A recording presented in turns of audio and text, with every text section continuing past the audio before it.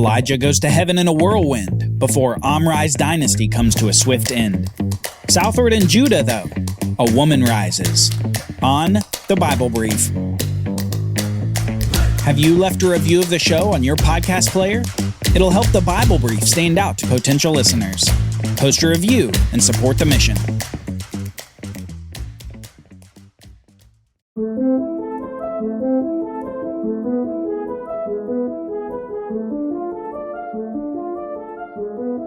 God is good for His promises, and His promises will always, eventually, come to pass.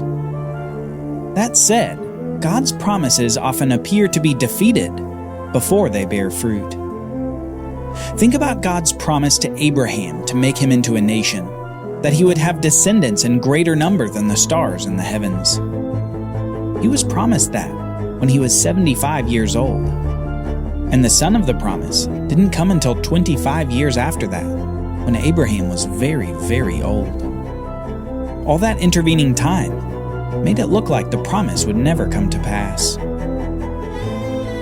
If we remember that God's promises often appear defeated before they bear fruit, we will not only see the dramatic events in the Bible in a new light, but we'll come to see the cross in a new light. A cross where evil appeared to win, with the Son of God being consigned to a grave.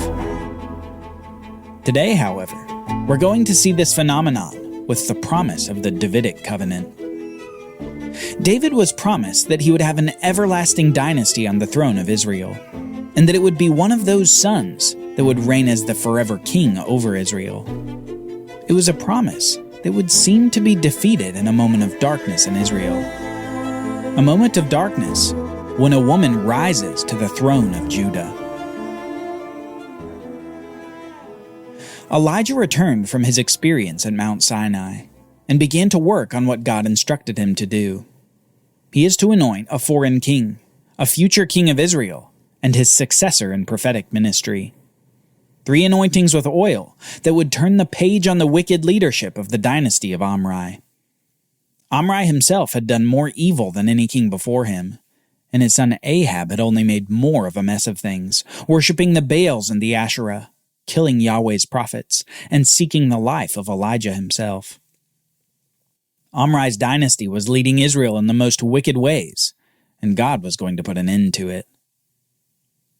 Much had happened since Elijah returned from Sinai. He'd found the prophet that would take his place when he was gone, and Ahab had been warring with the neighboring kingdom of Syria.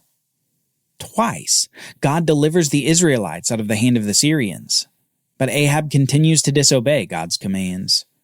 Even after miraculous military victories, Ahab still resists God and still will incur the judgment of God.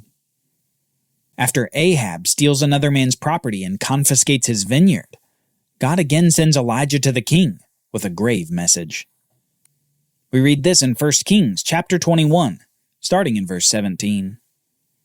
Ahab said to Elijah, "Have you found me, O my enemy?" Elijah answered, "I have found you, because you have sold yourself to do what is evil in the sight of the Lord. Behold, I will bring disaster upon you. I will utterly burn you up, and will cut off from Ahab every male, bond or free in Israel. And I will make your house like the house of Jeroboam, and like the house of Baasha, for the anger to which you have provoked me, and because you have made Israel to sin. And of Jezebel the Lord also said, The dogs shall eat Jezebel within the walls of Jezreel. Anyone belonging to Ahab who dies in the city, the dogs shall eat. And anyone who dies in the open country, the birds of the heavens shall eat." Jeroboam's dynasty was judged, and after him Baasha's dynasty was judged as well. Now it was Omri's turn. Omri's dynasty and Ahab would be destroyed, and Ahab's wicked wife Jezebel will be eaten by dogs. Severe judgments on the depraved actions of this pagan leadership. Yet oddly enough, in the midst of this scene, Ahab shows some contrition for his sin against God. So Yahweh delays the judgment to occur in the days of his children instead of him. Repentance gained Ahab more time to fully turn back to God, something that he would never ultimately do. Now, after about 3 years, something new develops in the story that we need to pay attention to. After many decades at war, the kingdoms of Israel and Judah make peace for a time. They make peace so that they can ally themselves in war against a Syrian-controlled city across the Jordan River. They want to capture the city, an apparently strategic location for both kingdoms. But more than mere allies, they make it even more official with a marriage alliance. Ahab gives one of his daughters to marry one of the sons of the king of Judah. An important development that will spell disaster upon David's house. After this marriage alliance is made, the two kings summon many prophets to tell them how they should go up against this Syrian city. And one of the faithful prophets that Ahab hates tells him that if he goes up in battle against the city, that it will be Ahab's death sentence. Despite this great warning, Ahab ignores the prophet in favor of advice from his false prophets and heads to the city wearing a disguise, just in case that faithful prophet was speaking credibly. The Syrians, for their part, have been instructed by their king to only go after Ahab in the battle. And because Ahab's wearing a disguise, they fail to find him and draw back from the battle to try again another day. But then, whistling through the air, comes a random arrow, shot from a random bow, from a random person in the Syrian camp, who wasn't aiming at anything in particular. An arrow that finds its way in between the pieces of Ahab's armor. Ahab dies later that day as a victim of his own pride and of his own distrust in a prophet of God. Soon a son of Ahab takes his place on the throne, and Omri's dynasty continues in Israel with another evil king doing the deeds of his fathers. But that's not the only place that Omri's dynasty continues. That marriage alliance with Judah will still bear some wicked fruit. As all of these events are occurring, Elijah has been with his new apprentice of sorts, the prophet who will take over his ministry when Elijah's gone. The young man's name is Elisha, a man who left his family and everything he had when he was called by Elijah into his ministry. Elisha has become a dedicated companion of Elijah and follows Elijah wherever he goes, obeying his voice and learning from the older prophet. But Elijah knows that his time is coming to an end on the earth. So Elijah and Elisha are traveling near the area where Israel had first entered the land of Canaan. And Elijah, used to the miraculous at this point, approaches the Jordan River, rolls up his cloak, strikes the water, and the water parts so that the two prophets can cross the river on dry ground. An amazing event, connecting Elijah with Moses in yet another way. Just as Moses had parted the Red Sea, so here Elijah parted the Jordan River. But that's not the only miracle that will happen today. It's here on the east side of the Jordan, outside of Canaan, that Elijah has his final conversation with Elisha. We read this in 2 Kings, chapter 2. When they had crossed, Elijah said to Elisha, "Ask what I shall do for you before I am taken from you." And Elisha said, "Please let there be a double portion of your spirit on me." And he said, "You have asked a hard thing. Yet if you see me as I am being taken from you, it shall be so for you. But if you do not see me, it shall not be so."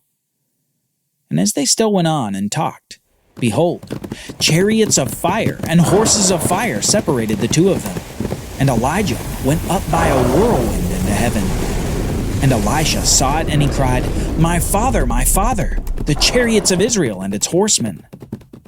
And he saw him no more. Then he took hold of his own clothes and tore them in 2 pieces. And he took up the cloak of Elijah that had fallen from him, and went back and stood on the bank of the Jordan.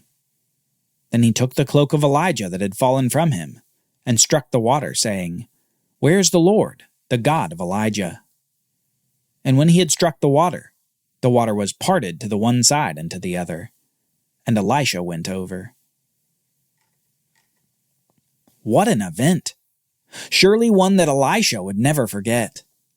After asking for a doubling of the prophetic spirit of Elijah, he sees his mentor exit the earth in a whirlwind, accompanied by fiery chariots and horsemen. Elijah, becomes the second man in the Bible to never see physical death. Second after Enoch, way back in the beginning of the book of Genesis. The young man Elisha has been granted the double portion of spirit that he longed for. God gave it to him, and the confirmation was that he'd seen Elijah when he departed the earth. After this, Elisha goes on to demonstrate even greater numbers of miracles than Elijah. Double the miracles.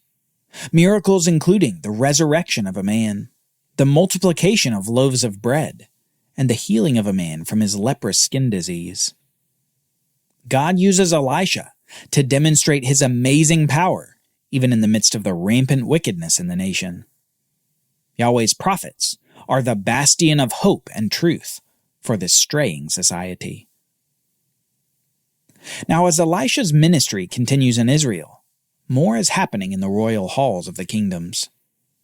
Ahab's son, who had been on the throne, died without a son, so he was replaced by his brother as king over Israel. And at the same time, the marriage alliance between the two kingdoms had produced a new king who was reigning over Judah. There were people from Omri's house over both Israel and Judah. In many ways, there was more unity between the two kingdoms than there had been since the days of Solomon. But this wasn't to last. Picking up Elijah's ministry, Elisha finishes the task of the anointings that Elijah had been commissioned to complete. He anoints the next king over Syria, and he anoints the next king over Israel. Notably, a king not in Omri's dynasty. The next king of Israel will be a man named Jehu. Now remember what God said about these anointings. He told Elijah years before that these three men, the king of Syria, Jehu the king of Israel, and Elisha himself, would put an end to Omri and Ahab's dynasty. And here with these anointings by Elisha, things begin to quickly happen to topple the evil house of Omri. First, the king of Syria comes against the king of Israel in battle and wounds the Israelite king. And the king of Judah comes to visit his wounded friend, the king of Israel. But next, Jehu takes this opportunity to seize the throne. He comes to Samaria and kills both the king of Israel and the king of Judah. Then Jehu executes Jezebel before destroying 70 remaining male descendants of Ahab in the capital city of Samaria. Then Jehu strikes down all the prophets of Baal in the kingdom of Israel, and finally, after all these events, reigns as king over Israel. So swiftly, the dynasty of Omri in Israel has come to an end, just as God said it would. And now the dynasty of Jehu begins. But that's not quite the end of Omri's legacy. His house has a final act. Remember that daughter of Ahab that had been married to the former king of Judah?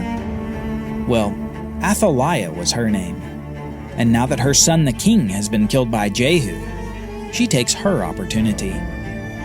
She slaughters the rest of the royal family and installs herself as ruler. Omri's house has its last laugh. The mother of the king has become the queen of Judah.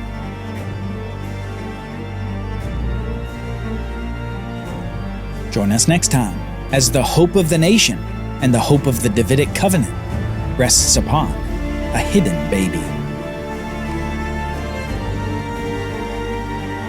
The Bible Brief is brought to you by the Bible Literacy Foundation, dedicated to helping people like you learn the Bible. Copyright Bible Literacy Foundation 2023.